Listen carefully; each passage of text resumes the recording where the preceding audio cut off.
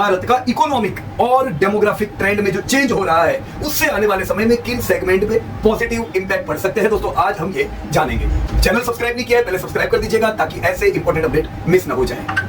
जब भी दोस्तों हम की ट्रेंड्स देखते हैं उस समय पॉपुलेशन भी दोस्तों एक बहुत बड़ा रोल प्ले करता है। सबसे पहले अगर मैं ट्रिगर में लिखूं पॉपुलेशन ऑफ इंडिया, तो ये ट्रेंड दोस्तों कैसा रहा? दोस्तों पॉपुलेशन के ट्रेंड को मैं अगर 3 पार्ट में विभाजित करूं, 2011-12 में भारत का पॉपुलेशन 122 करोड़ था, जो कि 2022-23 आते आते 137 करोड़ हो गया। और दोस्तों अब हमें उम्मीद है कि FY30 आते आते ये पॉपुलेशन 147 करोड़ पार हो जाएगा। दोस्तों 2035 तक हम 155 करोड़ के भी पॉपुलेशन को पार हो जाए। दोस्तों ये स्टेडी पॉपुलेशन ग्रोथ सपोर्ट करता है कंज्यूमर बेस को। जितना ज्यादा पॉपुलेशन बढ़ता जा रहा है उतना कंज्यूमर बेस भी बढ़ता जा रहा है और दोस्तों ये भारत के स्ट्रॉन्ग लेबर फोर्स को भी रिप्रेजेंट करता है। दोस्तों पॉपुलेशन में तो भारत वर्ल्ड में नंबर 1 है ही, पर अब दोस्तों इंडस्ट्रियलाइजेशन भी दोस्तों भारत में बढ़ता जा रहा है। जिस प्रकार से अपॉर्चुनिटीज क्रिएट हो रही है, ग्रोथ भारत में बढ़ रहा है, आने वाले समय में ये अर्बनाइजेशन को गति देगा। तो राइजिंग अर्बनाइजेशन ये एक ट्रिगर हुआ दोस्तों आने वाले समय के लिए। राइजिंग अर्बनाइजेशन ट्रिगर कर सकता है हाउसिंग, ट्रांसपोर्ट और अर्बन इंफ्रास्ट्रक्चर को। दोस्तों ये सेगमेंट बढ़ती पॉपुलेशन के द्वारा दोस्तों आने वाले समय में ग्रो होने चाहिए, जिस पे इन्वेस्टर का ध्यान हो। इसके साथ दोस्तों बढ़ता पॉपुलेशन और ये बड़ी पॉपुलेशन में जो सबसे बड़ा वर्ग है दोस्तों यंग डेमोग्राफी का। दोस्तों यंग डेमोग्राफी ट्रिगर करती है डिजिटल सेगमेंट को, यानी आने वाले समय में डिजिटल बिजनेस की संख्या और बढ़ेगी, डिजिटल एडॉप्शन बढ़ेगा, ई कॉमर्स जैसी चीजें, technology related innovation, e commerce related business दोस्तों और इन ट्रिगर की वजह से दोस्तों ग्रोथ करेंगे। तो अगर मैं खाली इतनी चीजों को भी ध्यान में रखूं तो मेरे लिए इन्वेस्टमेंट अपॉर्चुनिटीज क्या बन के आती है? दोस्तों FMCG एंड कंज्यूमर गुड्स, जितनी ज्यादा पॉपुलेशन और ये पॉपुलेशन अगर कमाती है, यंग है, तो FMCG और कंज्यूमर गुड्स की बिक्री दोस्तों होनी है। तो FMCG और कंज्यूमर में ध्यान रखें दोस्तों, डेली एसेंशियल्स, पैकेज फूड और पर्सनल केयर सेगमेंट दोस्तों फोकस में होना चाहिए, जहां पे अच्छा ग्रोथ हम लोग देख सकते हैं। FMCG के अलावा जो सेकंड सेगमेंट है that is real estate and infrastructure. दोस्तों higher urbanization requires housing, smart cities and urban infra, तो इन सेगमेंट पे भी दोस्तों ध्यान देना बड़ा जरूरी है। और थर्ड दोस्तों हेल्थ केयर एंड फार्मास्यूटिकल्स। दोस्तों बढ़ती पॉपुलेशन कोई डाउट नहीं है, increase the needs of hospital, diagnostic labs, medical insurance वगैरह वगैरह। सो ये सेगमेंट दोस्तों बढ़ती पॉपुलेशन के ट्रिगर है। लेकिन क्या अगर यही बढ़ती पॉपुलेशन की इनकम जबरदस्त बढ़ती जाए, पॉपुलेशन के अलावा अगर हम इनकम को भी ध्यान में रखें तो और क्या ट्रिगर आ सकते हैं? दोस्तों ये जानने के लिए मुझे GDP पर कैपिटा देखना होगा, क्योंकि सिर्फ पॉपुलेशन अगर काम की होती तो ऐसे कई कंट्रीज है जो हाईली पॉपुलेटेड है लेकिन वहां पे कंजप्शन नहीं है क्योंकि अर्निंग नहीं है। तो जब हम पॉपुलेशन देखते हैं, पॉपुलेशन के साथ GDP पर कैपिटा अगर ग्रो करती है तो कुछ और सेगमेंट पे इसका पॉजिटिव ट्रिगर हो सकता है। कैसे? दोस्तों पर कैपिटा GDP, यानी जब हम टोटल GDP को पॉपुलेशन से डिवाइड करते हैं तो मिलता है पर कैपिटा GDP, यानी इंडिविजुअल व्यक्ति के हाथ में कितनी उसके हिस्से की GDP जाती है। दोस्तों GDP पर कैपिटा से पता चलता है कि इंडिविजुअल अर्निंग कितनी बढ़ रही है। अभी हमने देखा कि पॉपुलेशन 1.2% के आसपास से ग्रो कर रही है, लेकिन उसके सामने भारत की GDP नॉमिनल प्राइस पे डबल डिजिट से बढ़ रही है। इसके कारण GDP का एक्सपांशन काफी हो रहा है, पॉपुलेशन का 1.2% से, तो सीधी बात है GDP पर कैपिटा बड़ी तेजी से बढ़ती है। ये GDP पर कैपिटा अगर हम 2011-12 का देखें, so let me write down here, population के साथ GDP पर कैपिटा 2011-12 सिर्फ 70,000 रुपीस का था, यानी एवरेज इंडियन खाली 70,000 साल के कमाता था। दोस्तों जब इनकम कम होती है तो ज्यादातर खर्चा रोटी कपड़ा मकान पे चला जाता है, डिस्क्रिशनरी स्पेंडिंग कुछ नहीं होती है। इसलिए दोस्तों भारत में ये समय पे डिस्क्रिशनरी स्पेंडिंग थी नहीं और बेसिक नेसेसिटी में ही आपका पूरा खर्चा हो जाता है। लेकिन अब अगर हम रिसेंट डेटा जो आए 2024-25 के उसके हिसाब से देखें तो 70,000 से GDP पर कैपिटा बढ़ के दोस्तों 2.3 लाख हो चुका है। इसका मतलब पिछले 13 सालों में GDP पर कैपिटा 3 गुना बढ़ा है। दोस्तों जब इनकम आपकी 3 गुना बढ़ी है, 13 सालों में महंगाई 3 गुना नहीं बढ़ी है। दोस्तों इससे ट्रिगर किधर होता है? जब जेब में पैसे होते हैं तो डिस्क्रिशनरी स्पेंडिंग हमारा बढ़ता है। दोस्तों ये एक बहुत बड़ा ट्रिगर है आज के भारत का। लेकिन दोस्तों एंड यहाँ पे नहीं है, क्योंकि और इनकम बढ़ते बढ़ते 2030 तक एवरेज इंडियन की income 3.4 lakh and in FY35 यही इनकम 5.8 लाख पहुंचेगी। जरा अंदाजा लगाइए दोस्तों, सिर्फ आने वाले अगर 9 सालों में एवरेज इनकम डबल से ज्यादा हो जाती है तो लोगों के पैसे कितने बचेंगे? ये पैसे कहां कहां दोस्तों जा सकते हैं? जिधर जाएंगे वो सेगमेंट को दोस्तों बढ़ाएंगे। So this is extremely clear दोस्तों, ट्रेंड बिल्कुल क्लियर है। भारत का जीडीपी पर कैपिटा राइज हो रहा है, जो दोस्तों भारत में हो रहे इकोनॉमिक एक्सपांशन को सिग्नल करता है और लोगों के लिविंग स्टैंडर्ड को दोस्तों ये इंप्रूव करता है। तो हम आज के भारतीयों को दशक पहले के भारतीय से कंपेयर करें तो लिविंग स्टैंडर्ड इंप्रूव हुआ है, लेकिन आने वाले 10-15 सालों में ये स्टैंडर्ड और इंप्रूव होगा। इसके साथ डिस्पोजेबल इनकम की बात कही दोस्तों, राइजिंग डिस्पोजेबल इनकम भारत में प्रीमियमाइजेशन को दोस्तों बढ़ाएगा, यानी प्रीमियम प्रोडक्ट्स की बिक्री बढ़ेगी। इन्वेस्टर का ध्यान उन प्रोडक्ट पे भी दोस्तों होना चाहिए। दोस्तों जब कोई कंट्री का इस प्रकार का ट्रांजिशन होता है लो इनकम से मिडिल इनकम की और उस कंट्री में इंफ्रास्ट्रक्चर बूम होता है, एजुकेशन और फाइनेंशियल सेगमेंट का भी दोस्तों ग्रोथ होता है। राइट फ्रेंड्स, तो इन डेटा के आधार पर जब हम पॉपुलेशन में जीडीपी पर कैपिटा को ऐड करते हैं, इन्वेस्टर के लिए इन्वेस्टमेंट अपॉर्चुनिटीज क्या होती है। दोस्तों पहली अपॉर्चुनिटी हुई लग्जरी एंड प्रीमियम प्रोडक्ट्स। किन सेगमेंट में दोस्तों? एपरल्स में, गाड़ियां ऑटोमोबाइल्स में, इलेक्ट्रॉनिक गैजेट्स में हम लोगों को प्रीमियम प्रोडक्ट्स परचेज करता हुआ देखेंगे। आपने ऑलरेडी ये इंडिया में ट्रेंड एसयूवी गाड़ियों में देखा। दोस्तों अलग अलग कंपनीज अभी प्रीमियम प्रोडक्ट पे फोकस कर रही है। क्यों? क्योंकि आज भारत में प्रीमियम प्रोडक्ट की डिमांड बढ़ रही है। क्यों बढ़ रही है वो भी हमने देखा।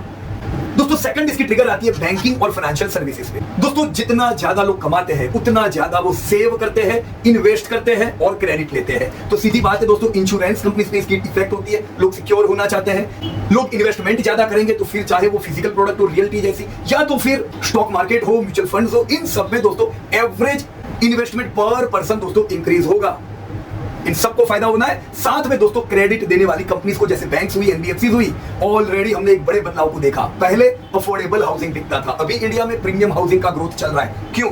दोनों कॉम्बिनेशन की वजह से।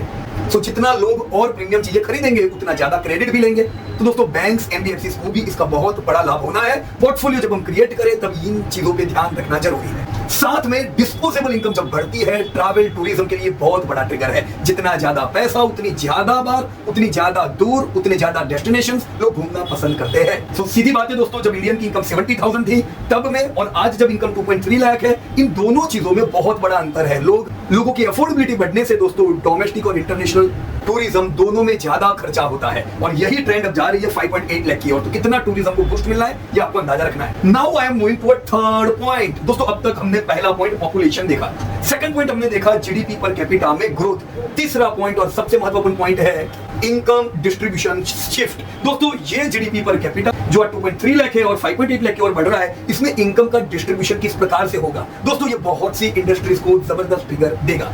दोस्तों जो मैंने एवरेज इंडियन की इनकम 70,000 बताई, अब पूरे भारत में अगर हम देखें तो 2011-12 में करीबन 26 करोड़ हाउस होल्ड है। पॉपुलेशन होगी 122 करोड़, लेकिन ये पॉपुलेशन हाउस होल्ड में बटी हुई है। एक हाउस होल्ड में 4-5 लोग रहते हैं। तो एक हाउस होल्ड यानी हो सकता है हस्बैंड, वाइफ, मदर, फादर या उनके बच्चे को गिन के टोटल भारत में 11-12 में अगर 26 करोड़ के करीब हाउस होल्ड थे दोस्तों, इनमें से 21.3 करोड़ की इनकम 2 लाख से कम थी। दोस्तों जब 2 लाख से कम इनकम एक हाउस होल्ड की होती है तब दोस्तों स्पेंडिंग बड़ा कम होता है। तो बहुत बड़ा वर्ग भारत का 21 करोड़ लोग इस लो इनकम के ब्रैकेट में आते थे जो स्पेंड कर नहीं पाएंगे। इन्हें हम कहते हैं लो इनकम हाउस होल्ड, जिनकी total house hold income 2 lakh से कम है। दोस्तों 2021-22 तक ये संख्या थोड़ी डिक्लाइन होके 21 करोड़ हाउस होल्ड तक आई। यानी अभी भी हम कह सकते हैं एक बहुत बड़ा वर्ग है जो 2 लाख से कम की इनकम में आता है, जो बहुत ज्यादा स्पेंडिंग नहीं कर सकता है। रोटी, कपड़ा, मकान में सब खत्म। लेकिन 2035 आते आते लो इनकम हाउस होल्ड की संख्या घट के 10 करोड़ आ जाएगी। तो अगर आज के 21 करोड़ जो लो इनकम हाउस होल्ड है वो 10 करोड़ हो जाएंगे तो ये 11 करोड़ हाउस होल्ड जाएंगे किधर? दोस्तों ये अपने आप को अपग्रेड करेंगे। दोस्तों ये ट्रेंड बिल्कुल क्लियर करती है कि इंडिया में पॉवर्टी कम होती जा रही है। एक्सट्रीम पॉवर्टी तो बिल्कुल ऑलमोस्ट खत्म कर दी है, लेकिन लो इनकम हाउस होल्ड की संख्या भी बहुत कम हो जाएगी। तो ये लोग जाएंगे तो जाएंगे किधर? दोस्तों लो इनकम के ऊपर आता है middle income house hold, MIH। ये क्या होता है? जो हाउस होल्ड 2 लाख से 10 लाख के बीच की इनकम कमाते हैं वो है इंडिया के लिए मिडिल इनकम हाउस होल्ड, 2 से 10 लाख की एनुअल इनकम। दोस्तों अगेन अगर मैं हिस्ट्री देखूं तो यहाँ पे जो मैंने आपको बताया 26 करोड़ हाउस होल्ड में से मिडिल इनकम हाउस होल्ड की संख्या खाली 4 करोड़ लोगों की थी। ये 4 करोड़ लोगों की संख्या अभी बढ़ के दोस्तों 10 करोड़ हो चुकी है। यानी लोअर इनकम हाउस होल्ड की संख्या बढ़ी नहीं, वो तो इनफैक्ट थोड़ी डिक्रीज हुई, पर मिडिल इनकम 2 से 10 लाख कमाने वाले हाउस होल्ड की संख्या तो दुगना से भी ज्यादा हो गई। ये है वो लोग जो कंज्यूम करने वाले हैं और जिन्होंने पिछले 2 दशक में दोस्तों भारत की कंपनीज को बड़ा किया है कंज्यूम कर करके। दोस्तों यहाँ पे ब्रेक लगती नहीं है। 2035 तक यही 2 से 10 लाख कमाने वाले हाउस होल्ड की संख्या 10 करोड़ से बढ़ के 25.9 करोड़ हो जाएगी। दोस्तों यानी भारत में एक बहुत बड़ा वर्ग होगा जो मिडिल इनकम का होगा, जिनकी एनुअल इनकम 2 से 10 लाख के बीच में, जो कंज्यूम कर पाएंगे, जिनसे कई कंपनीज का टर्नओवर होगा। दोस्तों इतना बड़ा रकम इसलिए क्योंकि 2035 में भारत में टोटल 42 करोड़ हाउस होल्ड होंगे और बड़ा वर्ग आएगा दोस्तों मिडिल इनकम में। जी हाँ दोस्तों, ध्यान रखें, जो एक्सप्लोसिव ग्रोथ हम जो मिडिल क्लास में दोस्तों भारत में देखने वाले हैं, ये ट्रिगर करेगा retail segment, housing segment, investment segment वगैरह वगैरह। लेकिन दोस्तों मिडिल इनकम के बाद और एक सेगमेंट आता है और वो है हाई इनकम हाउस होल्ड। दोस्तों हाई इनकम हाउस होल्ड किसे कहते हैं? वो हाउस होल्ड जो 10 लाख प्लस कमाते हैं। दोस्तों 10 लाख से ज्यादा कमाने वाले हाउस होल्ड की संख्या 11-12 में कितनी थी? दोस्तों ये संख्या नहीं मत 0.3 करोड़ थे, यानी इतने बड़े भारत में 26 करोड़ हाउस होल्ड में खाली 30 लाख हाउस होल्ड ऐसे थे जो 10 लाख से ज्यादा कमाते थे। ये संख्या आज बढ़ के 1 करोड़ पहुंच चुकी है। तो ऑलरेडी 3 गुना से ज्यादा हाउस होल्ड ऐसे भारत में हो चुके हैं जो 10 लाख से ज्यादा कमा रहे हैं, जो प्रीमियम सेगमेंट एक्सट्रीम कंजप्शन को बूस्ट करते हैं। लेकिन दोस्तों यही संख्या 2035 में 6 करोड़ पार हो जाएगी, यानी दोस्तों भारत में 6 करोड़ हाउस होल्ड ऐसे होंगे जिनकी एनुअल इनकम 10 लाख प्लस होगी। तो इसका बिल्कुल सीधा मतलब है आप अपनी आंखों के सामने इंडिया में अफ्लुएंट क्लास को बढ़ता देखोगे। दोस्तों ये वो क्लास है जो लग्जरी प्रोडक्ट की डिमांड को ड्राइव करेगा। Premium health care, premium investment, premium automobile, premium gadgets, इन सबको ड्राइव करने के पीछे दोस्तों ये हाउस होल्ड रहेगा। तो पिछले पूरे समय में क्या बड़ा बदलाव हुआ? दोस्तों सबसे बड़ा बदलाव जो यहाँ पे हम देख रहे हैं कि जो बिल्कुल लो इनकम हाउस होल्ड थे उनकी संख्या काफी हद तक कम होके ट्रांसफर हो जाएगी मिडिल इनकम और हायर इनकम में, जो कंजप्शन को बूस्ट करने वाले। अब तक अगर हमने भारत में निवेश किया है और भारत में आपने ग्रोथ देखा है तो ये बिल्कुल बुरे समय का ग्रोथ देखा है। सही समय तो भारत का अब शुरू हो रहा है, जहां पे कंपनीज को भी कम एफर्ट्स करके बड़ा टर्नओवर मिलेगा। राइट फ्रेंड्स, तो इन डेटा के आधार पे इन्वेस्टमेंट के अपॉर्चुनिटीज क्या है? Number 1 retail and e commerce. जितने ज्यादा पैसे होंगे उतने ज्यादा लोग खर्चेंगे, तो लोग जहां पे खर्चे वो कंपनीज आपके पोर्टफोलियो में होनी चाहिए। So rapid shift you are going to see towards premium brands and e commerce platform. लोगों को अपने हाथों में मोबाइल की ऐप द्वारा चीजें पसंद करना ज्यादा पसंद आएगा, वो ईज है, घर बैठ के मंगा सकते हैं। Second, we are going to see huge demand in automobiles and EVs. दोस्तों तगड़ा ग्रोथ हम लोग देखेंगे प्रीमियम सेगमेंट में और ईवी में। Third, education and ed tech. दोस्तों पैसा होता नहीं है, लोग क्वालिटी एजुकेशन ले नहीं पाते। जब पैसा है आप क्वालिटी एजुकेशन देखोगे, लोग क्वालिटी एजुकेशन के पीछे ज्यादा पैसा खर्च कर सकेंगे, स्किल बिल्ड कर पाएंगे। ऑनलाइन लर्निंग और स्किल डेवलप तगड़ा ग्रोथ करेगा। सो आइए हम फटाफट एक बार पूरा इंडस्ट्री वाइज और उसकी इंपैक्ट देख लेते हैं। सो सबसे पहला एफएमसीजी और रिटेल क्यों बढ़ेगा दोस्तों? जबरदस्त friends, rising middle class will boost the demand for premium and convenience product. Second, banking and financial क्यों फोकस में होना चाहिए? More and more people are going to invest in mutual fund, stocks and insurance. Third segment, real estate and construction. Demand for affordable housing would be there due to shortage of homes. But apart from affordable housing, premium housing, commercial spaces की भी demand हम देखेंगे। जी हाँ दोस्तों, smart cities की जरूरत पड़ेगी, water waste management चाहिए होगा। Fourth, healthcare and pharmaceutical. Higher spending would be seen in hospitals, diagnostic laboratories, and medical insurance. Fifth, automobile and EV segment. Shift towards premium cars, EVs, and increasing mobility solutions. दोस्तों जी हाँ, हम आने वाले समय को mobility solution वाला देखेंगे। हम रेलवे में जबरदस्त ग्रोथ देखेंगे, मेट्रो शहर शहर पहुंचेगी, वंदे भारत की कनेक्टिविटी बढ़ेगी और समय आ गया है बुलेट ट्रेन देखने का। Sixth, education and edtech. More investment will be seen in online learning, skill development and higher education. Seventh, technology and startup. Growth would be seen in fintech, AI, cloud computing and digital platforms. And last but not the least, tourism and hospitality segment. Increase in luxury travel, hospitality services and aviation sector में भी जबरदस्त boom growth देखेंगे। So दोस्तों, what should be the final take away for investors?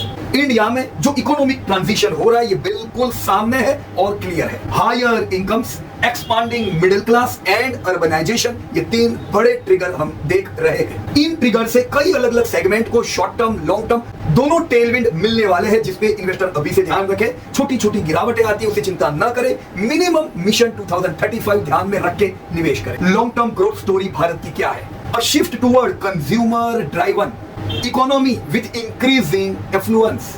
सो मुझे जरूर बताइएगा chat box में कौन से वो अलग सेगमेंट है जो यस इन ट्रिगर के कारण दोस्तों आने वाले समय में बूम होंगे। Thank you so much and जय हिंद टू एवरीबॉडी। धन्यवाद। Disclosure: This update is for educating purpose. We are not tech provider.